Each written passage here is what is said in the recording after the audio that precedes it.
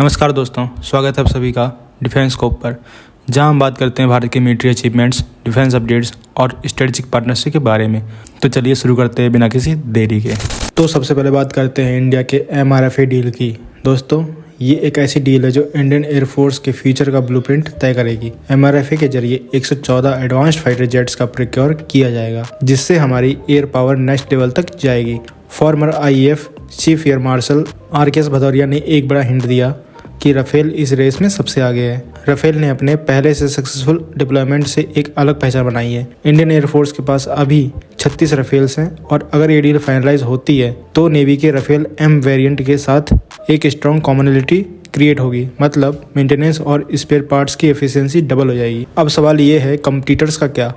Boeing F-15X, Eurofighter Typhoon, Saab Gripen और Lockheed Martin F-21 जैसे jets भी race में हैं। लेकिन राफेल का भारत के टेरेन पर प्रूवन सक्सेस और डसॉल्ट के साथ पहले से एस्टेब्लिश्ड पार्टनरशिप उसे एक बड़ा एज देती है। डील में मेक इन इंडिया और टेक्नोलॉजी ट्रांसफर एक बड़ा मुद्दा है। डसॉल्ट को अपनी टेक्नोलॉजी शेयर करनी होगी और HAL के साथ पार्टनरशिप पहले से बेटर होनी चाहिए। अब ये देखना होगा कि इंडियन एयरफोर्स के 31 एक्टिव स्क्वाड्रंस को कब और कैसे ये नई स्ट्रेंथ मिलती है।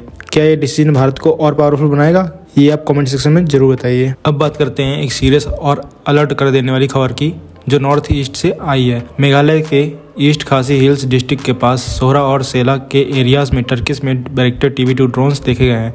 ये ड्रोन्स बांग्लादेश के तेजगांव एयरबेस से लॉन्च हुए थे। ये एक एडवांस्ड UAV है जो सर्विलांस और प्रिसीजन स्ट्राइक्स दोनों करने में एक्सपर्ट हैं।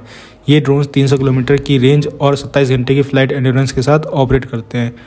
इंडियन एजेंसीज ने इसको काफ़ी सीरियसली लिया है और BSF को काउंटर ड्रोन सिस्टम्स डिप्लॉय करने के लिए रेडी कर दिया गया है। बांग्लादेश का इंटरनल पॉलिटिकल टर्बुलेंस और मिलिट्री पोस्चरिंग काफ़ी कुछ सिग्नल करता है। ये ड्रोन्स के जरिए इंटेलिजेंस गैदर करना या अपनी प्रेजेंस असर्ट करना एक स्ट्रेटजी का हिस्सा हो सकता है। मेघालय पुलिस और BSF अब SA-16 और SA-7 man portable air defence system जैसे सिस्टम्स को डिप्लॉय करने पर काम कर रही है। दोस्तों, ये एक रिमाइंडर है कि टेक्नोलॉजी का गलत इस्तेमाल कितना डेंजरस हो सकता है। क्या आपको लगता है कि इस इंसिडेंट के बाद इंडिया को अपने ड्रोन सिस्टम्स और बॉर्डर सर्विलांस को और मॉडर्नाइज करना चाहिए? कमेंट सेक्शन में जरूर बताइए। दोस्तों, अब बात करते हैं एक जबरदस्त देसी इनोवेशन की जो बैटलफील्ड को रीडिफाइन करने की क्षमता रखता है। इंडियन आर्मी ने गरुणा 105 गो एनीवेयर गन का सक्सेसफुली टेस्ट किया है।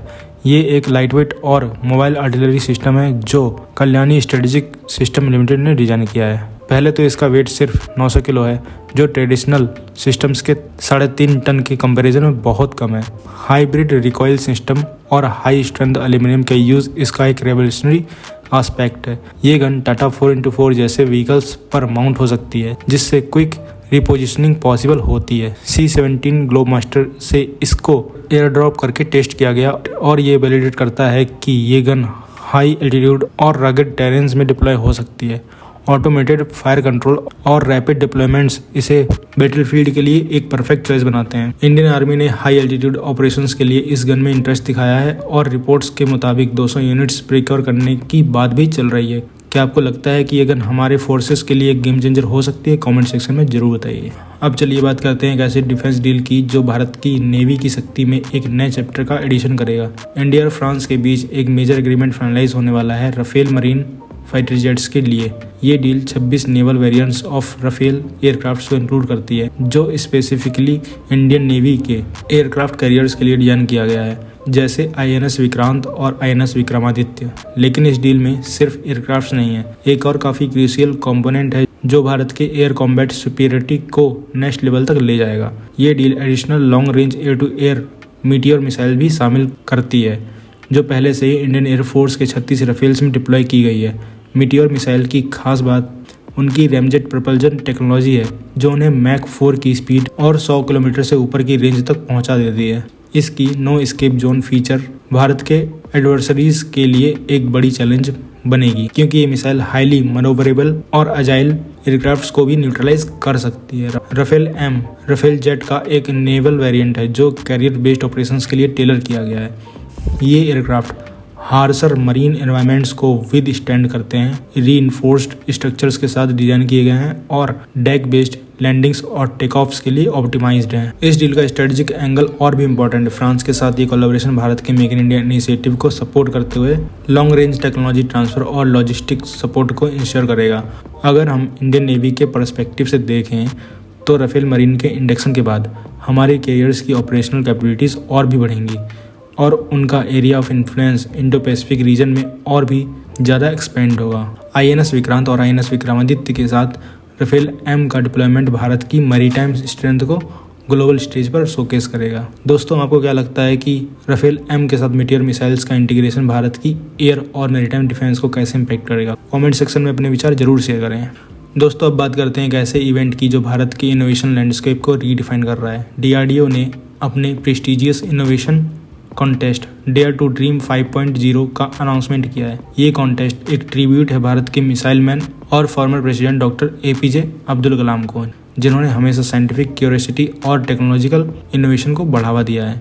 इस एडिशन का प्राइमरी फोकस एक काफ़ी चैलेंजिंग और कॉम्प्लेक्स इशू पर है, helicopter pilot evacuation systems. Helicopter में फिक्स्ड विंग एयरक्राफ्ट के कंपैरिजन में इजेक्शन सीट्स नहीं होते हैं क्योंकि ब्लेड्स के साथ कॉलिजन का बड़ा रिस्क होता है। इस वजह से इमरजेंसी सिनारियोज स्पेशली लो एल्टीट्यूड और वाटर बेस्ड ऑपरेशंस के दौरान पायलट्स को इवैक्यूएशन में काफ़ी चैलेंजेस होते हैं। अभी तक हेलीकॉप्टर इमरजेंसी इग्रेस डिवाइस जैसे सिस्टम्स यूज किए जाते हैं जो वाटर बाउंड इमरजेंसीज के लिए थोड़े बहुत इफेक्टिव होते हैं, लेकिन लैंड बेस्ड एक्सीडेंट्स या लो एल्टीट्यूड इमरजेंसीज के लिए ऐसे सॉल्यूशंस काफ़ी लिमिटेड हैं।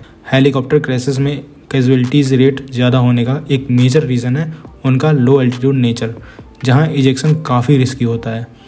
इस कॉन्टेस्ट का एम है कि यंग माइंड्स और इनोवेटर्स एक ऐसे इवैक्यूएशन सिस्टम्स का आइडिया प्रपोज करें जो लो एल्टीट्यूड और हार्श ऑपरेशनल कंडीशंस में भी काम करे। ये सिर्फ एक मिलिट्री इनोवेशन नहीं होगा बल्कि सिविलियन हेलीकॉप्टर्स के लिए भी एक लाइफ सेविंग टेक्नोलॉजी बन सकता है। कुछ एक्सपेरिमेंटल हेलीकॉप्टर्स में इजेक्शन सिस्टम्स टेस्ट किए गए हैं, लेकिन अभी तक कोई प्रूवन मास डिप्लॉयबल सिस्टम नहीं बना है। DRDO का ये कॉन्टेस्ट एक नई होप लेकर आता है कि अगर सेफ इजेक्शन का सॉल्यूशन मिलता है तो ग्लोबल हेलीकॉप्टर सेफ्टी स्टैंडर्ड्स को रीडिफाइन कर सकते हैं। दोस्तों, आज के लिए बस इतना ही। आज की वीडियो में कौन सी खबर आपको सबसे ज़्यादा इंटरेस्टिंग लगी और क्या आपके पास कुछ सजेशंस हैं जो भारत के डिफेंस और टेक्नोलॉजी फ्यूचर को और ज़्यादा स्ट्रॉन्ग बना सकते हैं? अपने कमेंट्स नीचे ज़रूर लिखें। अगर वीडियो पसंद आई हो तो लाइक करें, शेयर करें और चैनल को सब्सक्राइब करना ना भूलें। मिलते हैं नेक्स्ट वीडियो में। थैंक्स फॉर वॉचिंग एंड जय हिंद, जय भारत।